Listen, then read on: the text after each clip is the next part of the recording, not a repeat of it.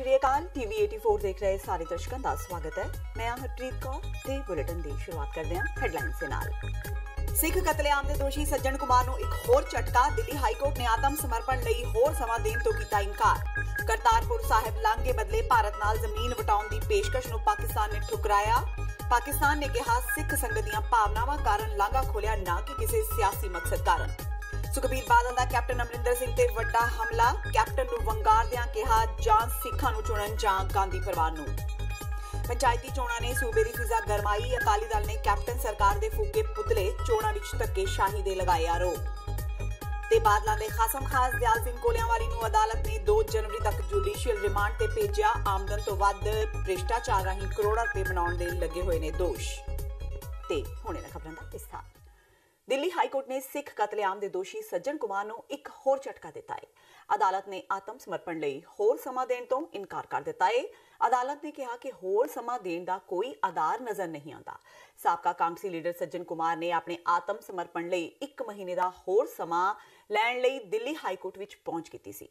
सज्जन कुमार नूं 1984 के सिख कतलेआम संबंधी उम्र कैद की सजा सुनाई गई सी। अदालत ने आत्म समर्पण लई उसनूं 31 दसंबर का समा दिता सी। सज्जन कुमार ने आत्म समर्पण लई 31 जनवरी तक का होर समा मंगिया सी। सज्जन कुमार का कहना सी कि उसने अजे कुछ परिवारक मसले हल करने ने, इसलिए उसनूं महीने के वाधू समय की लोड़ है। उसके वकील अनिल शर्मा ने कहा सी कि हाईकोर्ट के फैसले नूं सुप्रीम कोर्ट विच चुनौती देण दी अपील करन लई भी उन्हां नूं कुछ होर समा चाहीदा है। उन्हां कहा कि सज्जन कुमार ने अपने बच्चों ते जायदाद नाल संबंधित कुछ परिवारक मामलों का भी निबेड़ा करना है। करतारपुर साहिब लांघे बदले भारत नाल जमीन वटाउण दी पेशकश नूं पाकिस्तान ने ठुकरा दिता है। पाकिस्तान के विदेश मंत्रालय के अधिकारित बुलारे डॉक्टर मोहम्मद फैजल ने कहा है कि जमीन की अदला बदली करन दा सवाल ही पैदा नहीं हुंदा। बुलारे ने कहा कि पाकिस्तान ने मनुखता के आधार ते ही सिख श्रद्धालुओं लई करतारपुर साहिब लांघा खोलण दा फैसला लिया है। इसलिए जमीन के किसी भी हिस्से की अदला बदली नहीं होगी। हालांकि भारत वालों मुंबई विचली पाकिस्तानी जायदाद जिनार हाउस नूं भारत वालों अपने अधिकार हेठ लैण दे सवाल ते उन्हां तिखी प्रतिक्रिया जाहिर की। बुलारे ने कहा कि भारत का कंट्रोल स्वीकारिया नहीं जाएगा, क्योंकि वह मान चुका है कि जिना हाउस पाकिस्तान का है। जिक्र हो गया कि भारत ते पाकिस्तान आपो अपने हिस्से विच विशेष गलियारे की उसारी कर रहे हैं तां जो सिख श्रद्धालुओं लई करतारपुर साहिब गुरुद्वारे के दर्शनां नूं बगैर वीज़ा दे मुमकिन बनाया जा सके। पर पंजाब सरकार ने पाकिस्तान को जमीन की अदला बदली करने की पेशकश की सी, जिस नूं पाकिस्तान ने रद्द कर दिता है। करतारपुर साहिब लांघे की जमीन अदला बदली करन ते पाकिस्तान वालों इनकार किए जाने तो बाद भी पंजाब के कैबिनेट मंत्री तृप्त राजिंदर सिंह बाजवा ने आस जताई है। बाजवा ने कहा कि 70 साल की अरदास तो बाद आखिर करतारपुर लांघे नूं हरी झंडी मिली है, पर इसके पक्के हल लई कोशिशां जारी रहणगियां।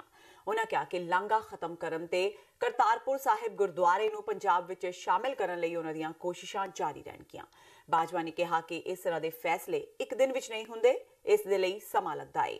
उन्हें आस जाहिर की कि दोवें सरकारां दे रुख बदल सकते हैं ते ये जरूर बदलणगे। नाल ही बाजवा ने कैप्टन अमरिंदर सिंह वालों दिते बयान की भी पैरवी की। चंगी गल है, पर जो कैप्टन साहब को इन्फॉर्मेशन है, जो इनपुट उन्होंने इंटैलीजेंस ने पाई है, उन्होंने फर्ज भी उन्होंने लोगों को आगाह करना। तो मोदी साहब अपने सिस्टम काम कर रहे, पर पंजाब च कैप्टन साहब बॉर्डर स्टेट के चीफ मिनिस्टर ने जो उन्होंने इन्फॉर्मेशन है वो लोगों को दसनी बनती।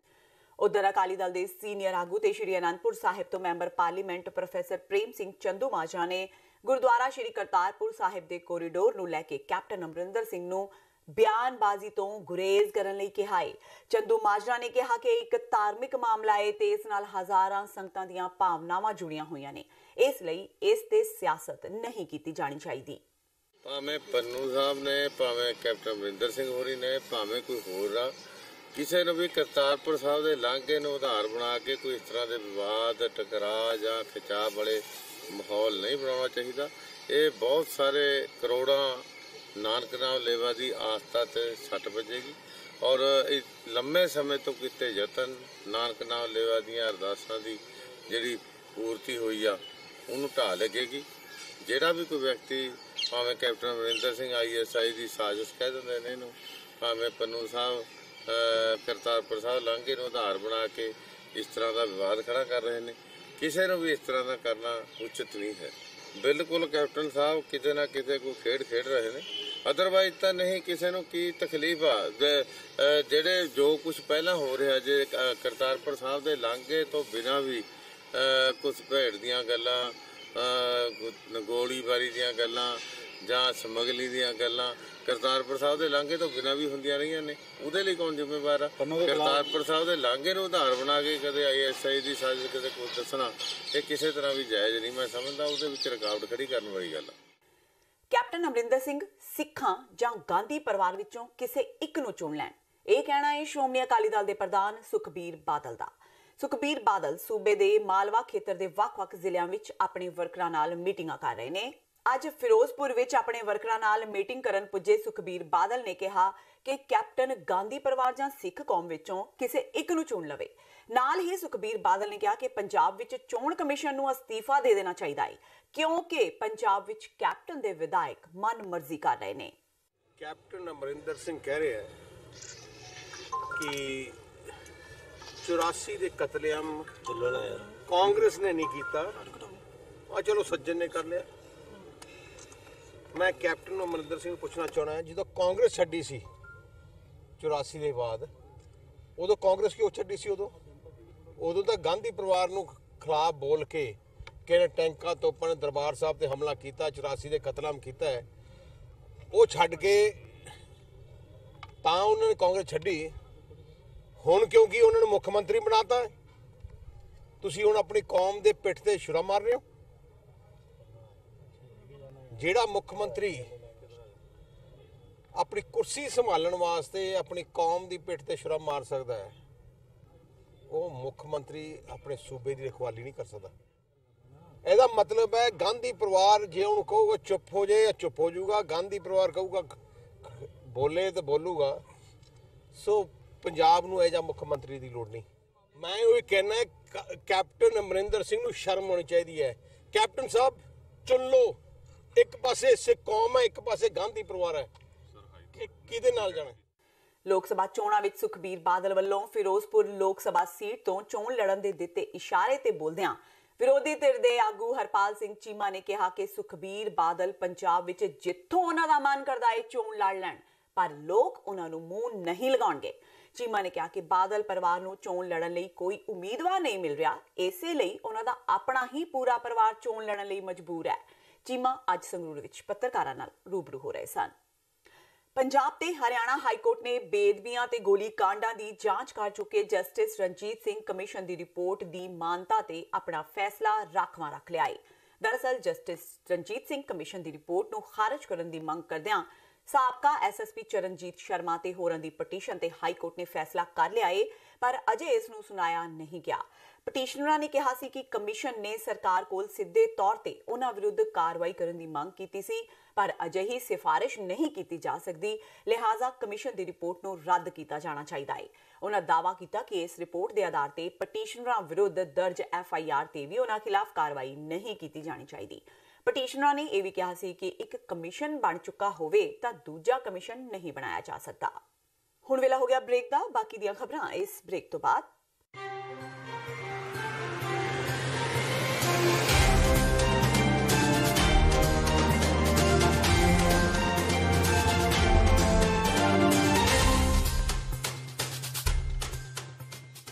ਕੀ ਤੁਸੀਂ ਆਪਣੇ ਟੈਕਸਿਸ ਨੂੰ ਲੈ ਕੇ ਚਿੰਤਤ ਹੋ? ਤੁਸੀਂ ਆਪਣੀ ਕਮਾਈ ਲਈ ਮਿਹਨਤ ਕਰਦੇ ਹੋ, ਭਾਵੇਂ ਤੁਸੀਂ ਨੌਕਰੀ ਵਿੱਚ ਹੋਵੋ ਜਾਂ ਆਪਣਾ ਬਿਜ਼ਨਸ ਚਲਾਉਂਦੇ ਹੋ। ਜਦੋਂ ਟੈਕਸ ਭਰਨ ਦਾ ਸਮਾਂ ਆਉਂਦਾ ਤਾਂ ਤੁਹਾਨੂੰ ਇੱਕ ਭਰੋਸੇਯੋਗ ਟੈਕਸ ਅਕਾਊਂਟੈਂਟ ਦੀ ਲੋੜ ਹੈ ਜੋ ਟੈਕਸ ਬੈਲੈਂਸ ਦਾ ਤੁਹਾਡੇ ਪੱਖ ਵਿੱਚ ਜਾਣਾ ਯਕੀਨੀ ਬਣਾਵੇ। ਸਿਆਟਲ ਦੀ ਜਾਣੀ ਪਛਾਣੀ company accurate accountants and taxes ਤੁਹਾਡੀ ਸੇਵਾ ਵਿੱਚ ਹਾਜ਼ਰ ਹੈ। ਅਸੀਂ ਹਰ ਤਰ੍ਹਾਂ ਦੇ ਟੈਕਸ ਭਰਨ ਵਿੱਚ ਤੁਹਾਡੀ ਮਦਦ ਕਰਾਂਗੇ।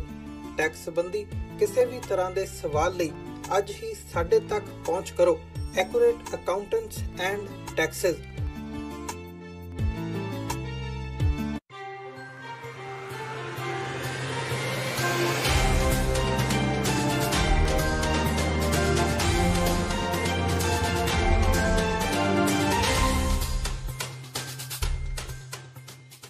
ਬ੍ਰੇਕ ਤੋਂ ਬਾਅਦ TV 84 ਦੇ ਖਬਰਾਂ ਦੇ ਬੁਲੇਟਿਨ ਵਿੱਚ ਸਵਾਗਤ ਹੈ। ਵਧਦੇ ਹਾਂ ਅਗਲੀ ਖਬਰ ਵੱਲ।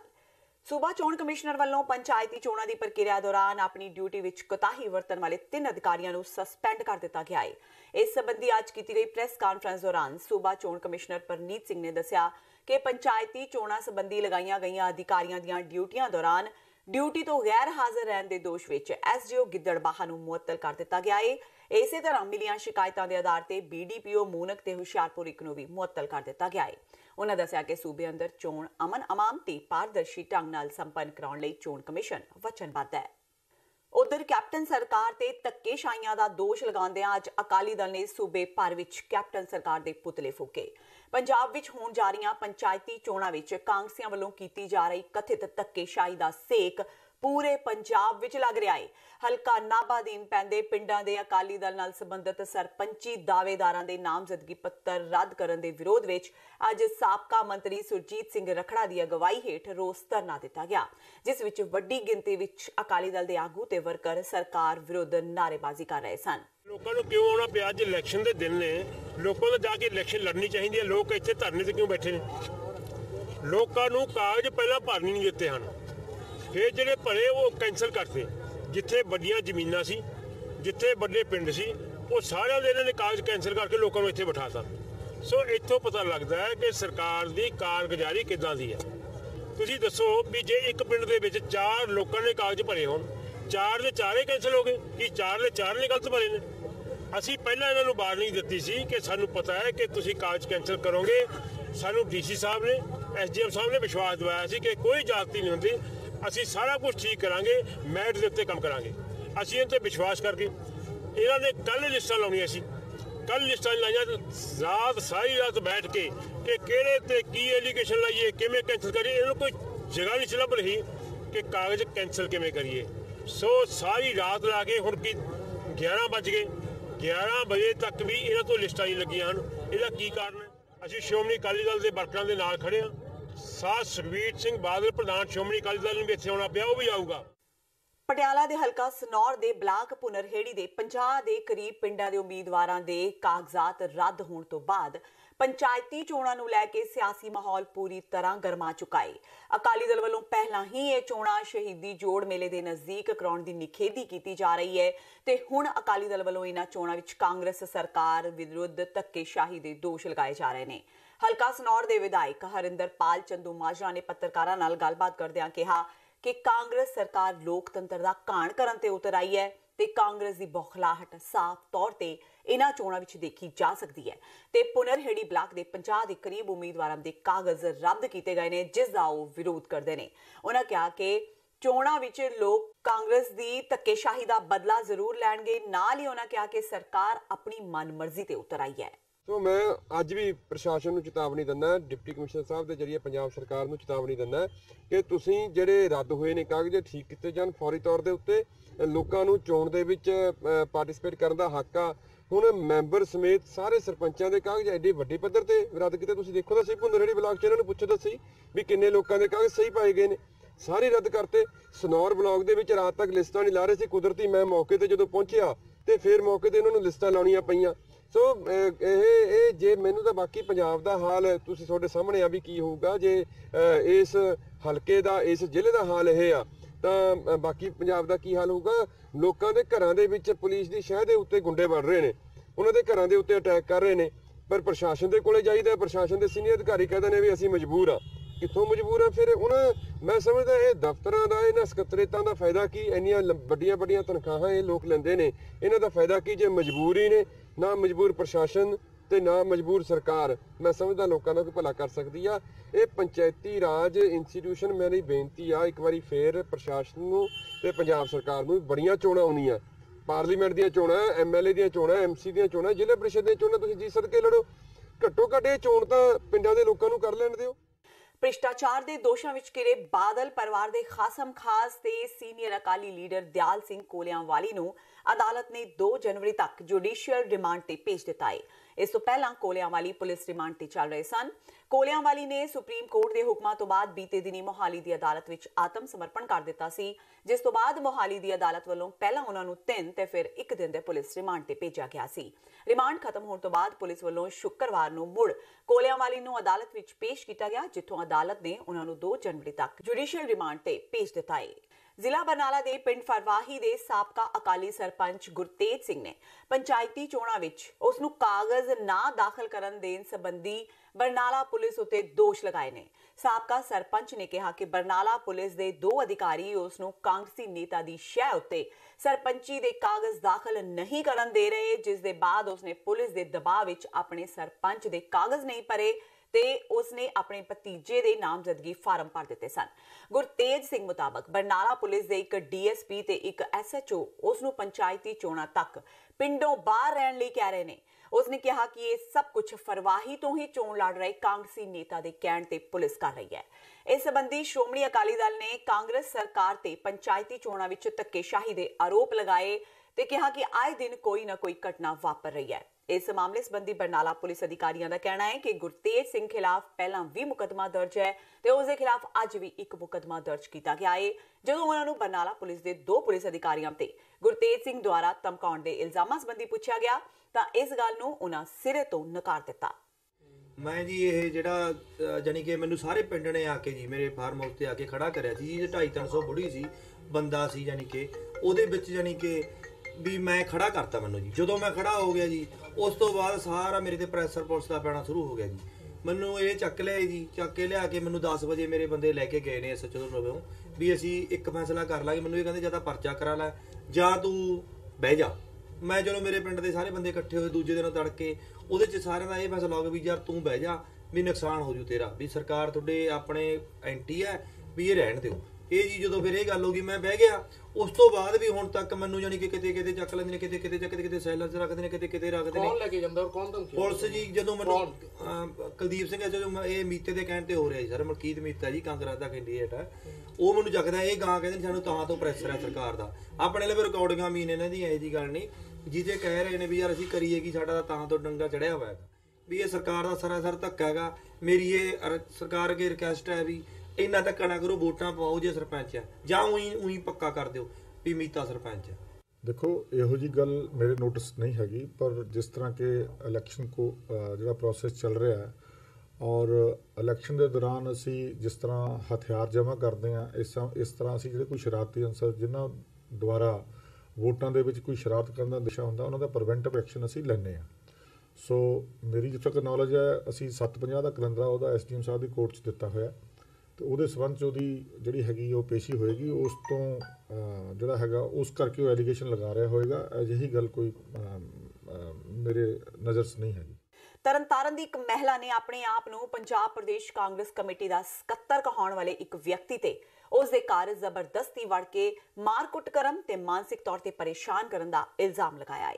ਅਮਰੀਕ ਕੌਰ ਨਾਮ ਦੀ ਇਸ ਔਰਤ ਦਾ ਕਹਿਣਾ ਹੈ ਕਿ ਇਸ ਸਬੰਧ ਵਿੱਚ ਪੁਲਿਸ ਨੂੰ ਸ਼ਿਕਾਇਤ ਦਿੱਤੇ ਜਾਣ ਦੇ ਬਾਵਜੂਦ ਹੁਣ ਤੱਕ ਕੋਈ ਕਾਰਵਾਈ ਨਹੀਂ ਕੀਤੀ ਗਈ। ਔਰਤ ਨੇ ਧਮਕੀ ਦਿੰਦਿਆਂ ਕਿਹਾ ਕਿ ਜੇਕਰ ਉਸ ਨੂੰ ਇਨਸਾਫ ਨਾ ਮਿਲਿਆ ਤਾਂ ਐਸਐਸਪੀ ਦਫ਼ਤਰ ਦੇ ਬਾਹਰ ਉਹ ਆਤਮ ਹੱਤਿਆ ਕਰ ਲਵੇਗੀ। ਅਮਰੀਕ ਕੌਰ ਨੇ ਦੱਸਿਆ ਕਿ ਕਾਂਗਰਸੀ ਨੇਤਾ ਪਵਨ ਸ਼ਰਮਾ ਉਸ ਦੇ ਘਰ ਤੇ ਕਬਜ਼ਾ ਕਰਨਾ ਚਾਹੁੰਦਾ ਹੈ ਤੇ ਵਾਰ-ਵਾਰ ਗੁੰਡਾਗਰਦੀ ਕਰਦਿਆਂ ਉਹਨਾਂ ਦੇ ਨਾਲ ਮਾਰਕੁੱਟ ਕਰਦਾ ਹੈ। ਇਹ ਪਾਰਟੀ ਨੇ ਮੈਨੂੰ ਪਿਛਲੇ 9 ਮਹੀਨੇ 'ਚ ਵੀ ਬੜਾ ਇੱਕ ਤੰਗ ਕੀਤਾ ਸੀ। ਉਦੋਂ ਮੈਂ ਇੱਥੇ ਸਾਰੇ ਦਰਖਾਸਤਾਂ ਦਿੱਤੀਆਂ, ਐਸਐਚਓ ਕੋ ਵੀ ਦਿੱਤੀਆਂ, ਮੈਂ ਡਿਊਟੀ ਦੇ ਵੀ ਪੇਸ਼ ਹੋਈ, ਮੈਂ ਐਸਐਸਪੀ ਦੇ ਵੀ ਪੇਸ਼ ਹੋਈ, ਜਿਨ੍ਹਾਂ ਦਾ ਮੇਰੇ ਕੋਲ ਲਿਖਤੀ ਸਬੂਤ ਹੈ। ਡਿਪਟੀ ਸਾਹਿਬ ਨੇ ਸਾਨੂੰ ਹਦਾਇਤ ਕੀਤੀ ਵੀ ਤੂੰ ਮਾਲਕ ਆ, ਤੇਰੇ ਮਕਾਨ 'ਚ ਕੋਈ ਨਹੀਂ ਵੇਖੇਗਾ, ਜੇ ਕੋਈ ਵੇਖੇਗਾ ਤਾਂ ਤੁਸੀਂ ਮੇਰੇ ਕੋਲ ਆ ਜਾਣਾ। ਉਸ ਪਾਰਟੀ ਨੂੰ ਕਿਹਾ ਵੀ ਜਿੰਨਾ ਚਿਰ ਅਦਾਲਤ 'ਚ ਫੈਸਲਾ ਨਹੀਂ ਹੁੰਦਾ, ਮੇਰੇ ਇਸ ਮਕਾਨ ਦਾ ਇਸੇ ਵਸੀਅਤਨਾਮੇ ਦਾ ਇੱਕ ਅਦਾਲਤ 'ਚ ਕੇਸ ਚੱਲ ਰਿਹਾ ਹੈ, ਜਿਹੜਾ ਕਿ ਮੈਂ ਲੋਅਰ ਕੋਰਟ 'ਚ ਜਿੱਤ ਗਈ ਹਾਂ ਤੇ ਸੈਸ਼ਨ ਕੋਰਟ ਦੇ ਵਿੱਚ ਮੇਰਾ ਕੇਸ ਚੱਲ ਰਿਹਾ ਹੈ। ਤਾਂ ਉਹਦਾ ਹੁਕਮ ਦੀ ਉਲੰਘਣਾ ਕਰਕੇ ਇਸ ਦੇ ਬਾਵਜੂਦ 15-20 ਦਿਨ ਬਾਅਦ ਹੀ ਪਹਿਲਾਂ ਮੇਰੇ ਮਕਾਨ 'ਚ 10 ਤਰੀਕ ਨੂੰ ਆਇਆ, 10 ਤਰੀਕ ਨੂੰ ਬੜੀ ਬੁਰੀ ਤਰ੍ਹਾਂ ਹਰਾਸ ਕਰਕੇ ਗਿਆ। 8-10 ਆਦਮੀ ਲਿਆਉਂਦੇ ਤੇ ਮੇਰੇ ਕਿਰਾਏਦਾਰਾਂ ਨੂੰ ਜਦੋਂ ਮੈਂ ਕਿਤੇ 10 ਮਿੰਟ ਘਰ ਤੋਂ ਉਰੇ ਪਰੇ ਹੁੰਦੀ ਹਾਂ ਬੜੀ ਬੁਰੀ ਤਰ੍ਹਾਂ ਹਰਾਸ ਕਰਦੇ ਆ। ਅਮਰੀਕ ਕੌਰ ਜੀ ਵੱਲੋਂ ਮੈਨੂੰ ਸ਼ਿਕਾਇਤ ਮਿਲੀ ਹੈ ਕਿ ਉਹਨਾਂ ਦਾ ਵੈਸੇ ਤਾਂ ਕੋਰਟ ਦੇ ਵਿੱਚ ਮੈਟਰ ਚੱਲਦਾ ਦੂਜੀ ਪਾਰਟੀ ਦੇ ਨਾਲ ਘਰ ਦੇ ਕਬਜ਼ੇ ਨੂੰ ਲੈ ਕੇ। ਉਹਨਾਂ ਨੇ ਇੱਕ ਐਲੀਗੇਸ਼ਨ ਲਾਇਆ ਕਿ ਸਾਡੇ ਘਰ ਕੁਝ ਵਿਅਕਤੀ ਆਏ ਆ ਉਹਨਾਂ ਨੇ ਘਰ ਦੇ ਵਿੱਚ ਆਣ ਕੇ ਜਿਹੜਾ ਸਾਡਾ ਕਿਰਾਏਦਾਰ ਉਹਦੀ ਕੁੱਟਮਾਰ ਕੀਤੀ ਹੈ। ਕੰਪਲੇਂਟ ਦੀ ਮੈਂ ਵੈਰੀਫਿਕੇਸ਼ਨ ਕਰ ਰਿਹਾ, ਦੋਨੋਂ ਧਿਰਾਂ ਨੂੰ ਮੇਰੇ ਬੁਲਾਇਆ, ਬਟ ਇਲੈਕਸ਼ਨ ਪ੍ਰੋਸੈਸ ਕਰਕੇ ਹੋ ਨਹੀਂ ਪਾਈ। ਅੱਜ ਸ਼ਾਮ ਨੂੰ ਦੁਬਾਰਾ ਮਿਲਾਂਗੇ। ਅਮਰੀਕ ਕੌਰ ਵੱਲੋਂ ਕੰਪਲੇਂਟ ਆ ਕੋਈ ਪਵਨ ਸ਼ਰਮਾ ਨੇ ਉਹਦੇ ਅਗੇਂਸਟ ਨਹੀਂ, ਇਹਦੇ ਬਾਰੇ ਮੈਨੂੰ ਪਤਾ ਨਹੀਂ ਕੌਣ ਹੈ, ਵੈਰੀਫਾਈ ਕਰਦੇ ਜੇ ਮੈਂ ਵੇਖਿਆ ਨਹੀਂ ਮਿਲਿਆ। ਕ੍ਰਿਕਟ ਦੇ ਭਗਵਾਨ ਮੰਨੇ ਜਾਂਦੇ ਮਾਸਟਰ ਬਲਾਸਟਰ ਸਚਿਨ ਤੇਂਦੁਲਕਰ ਆਪਣੀ ਪਤਨੀ ਅੰਜਨੀ ਨਾਲ ਅੱਜ ਅੰਮ੍ਰਿਤਸਰ ਪਹੁੰਚੇ। ਸਚਿਨ ਦੇ ਅੰਮ੍ਰਿਤਸਰ ਆਉਣ ਦੀ ਖਬਰ ਉੜਦਿਆਂ ਹੀ ਸੈਂਕੜਿਆਂ ਦੀ ਗਿਣਤੀ ਵਿੱਚ ਉਹਨਾਂ ਦੇ ਪ੍ਰਸ਼ੰਸਕ ਸ਼੍ਰੀ ਗੁਰੂ ਰਾਮਦਾਸ ਹਵਾਈ ਅੱਡੇ ਤੇ ਇਕੱਠੇ ਹੋ ਗਏ, ਪਰ ਸਚਿਨ ਤੇਂਦੁਲਕਰ ਬਿਨਾਂ ਕਿਸੇ ਨੂੰ ਮਿਲੇ ਉੱਥੋਂ ਨਿਕਲ ਗਏ। ਸਚਿਨ ਅੰਮ੍ਰਿਤਸਰ ਵਿੱਚ ਕਿਸੇ ਸਮਾਗਮ ਵਿੱਚ ਸ਼ਿਰਕਤ ਕਰਨ ਪੁੱਜੇ ਸਨ। ਤੇ ਇਹ ਸਨ ਹੁਣ ਤੱਕ ਦੀਆਂ ਖਬਰਾਂ। ਜਾਂਦੇ ਜਾਂਦੇ ਇੱਕ ਵਾਰ ਫੇਰ ਨਜ਼ਰ ਮਾਰਦੇ ਹਾਂ ਮੁੱਖ ਖਬਰਾਂ ਤੇ। ਸਿੱਖ ਕਤਲੇਆਮ ਦੇ ਦੋਸ਼ੀ ਸੱਜਣ ਕੁਮਾਰ ਨੂੰ ਇੱਕ ਹੋਰ ਝਟਕਾ। ਦਿੱਲੀ ਹਾਈ ਕੋਰਟ ਨੇ ਆਤਮ ਸਮਰਪਣ ਲਈ ਹੋਰ ਸਮਾਂ ਦੇਣ ਤੋਂ ਕੀਤਾ ਇਨਕਾਰ। ਕਰਤਾਰਪੁਰ ਸਾਹਿਬ ਲਾਂਘੇ ਬਦਲੇ ਭਾਰਤ ਨਾਲ ਜ਼ਮੀਨ ਵਟਾਉਣ ਦੀ ਪੇਸ਼ਕਸ਼ ਨੂੰ ਪਾਕਿਸਤਾਨ ਨੇ ਠੁਕਰਾਇਆ। ਪਾਕਿਸਤਾਨ ਨੇ ਕਿਹਾ ਸਿੱਖ ਸੰਗਤ ਦੀਆਂ ਭਾਵਨਾਵਾਂ ਕਾਰਨ ਲਾਂਘਾ ਖੋਲਿਆ, ਨਾ ਕਿ ਕਿਸੇ ਸਿਆਸੀ ਮਕਸਦ ਕਾਰਨ। ਸੁਖਬੀਰ ਬਾਦਲ ਦਾ ਕੈਪਟਨ ਅਮਰਿੰਦਰ ਸਿੰਘ ਤੇ ਵੱਡਾ ਹਮਲਾ। ਕੈਪਟਨ ਨੂੰ ਵੰਗਾਰਦਿਆਂ ਕਿਹਾ ਜਾਂ ਸਿੱਖਾਂ ਨੂੰ ਚੁਣਨ ਜਾਂ ਗਾਂਧੀ ਪਰਿਵਾਰ ਨੂੰ। ਪੰਚਾਇਤੀ ਚੋਣਾਂ ਨੇ ਸੂਬੇ ਦੀ ਫਿਜ਼ਾ ਗਰਮਾਈ। ਅਕਾਲੀ ਦਲ ਨੇ ਕੈਪਟਨ ਸਰਕਾਰ ਦੇ ਫੂਕੇ ਪੁਤਲੇ ਚੋਣਾਂ ਵਿੱਚ ਧੱਕੇਸ਼ਾਹੀ ਦੇ ਲਗਾਏ ਆਰੋਪ। ਤੇ ਬਾਦਲਾਂ ਦੇ ਖਾਸਮ ਖਾਸ ਦਿਆਲ ਸਿੰਘ ਕੋਲਿਆਂਵਾਲੀ ਨੂੰ ਅਦਾਲਤ ਨੇ 2 ਜਨਵਰੀ ਤੱਕ ਜੁਡੀਸ਼ੀਅਲ ਰਿਮਾਂਡ ਤੇ ਭੇਜਿਆ। ਆਮਦਨ ਤੋਂ ਵੱਧ ਭ੍ਰਿਸ਼ਟਾਚਾਰ ਰਾਹੀਂ ਕਰੋੜਾਂ ਰੁਪਏ ਬਣਾਉਣ ਦੇ ਲੱਗੇ ਹੋਏ ਨੇ ਦੋਸ਼। ਇਸ ਦੇ ਨਾਲ ਹੀ TV 84 ਦਾ ਖਬਰਾਂ ਦਾ ਇਹ ਬੁਲੇਟਿਨ ਖਤਮ ਹੁੰਦਾ ਹੈ। ਮੈਨੂੰ ਹਰਪ੍ਰੀਤ ਕੌਰ ਨੂੰ ਦਿਓ ਇਜਾਜ਼ਤ। ਸਤਿ ਸ਼੍ਰੀ ਅਕਾਲ।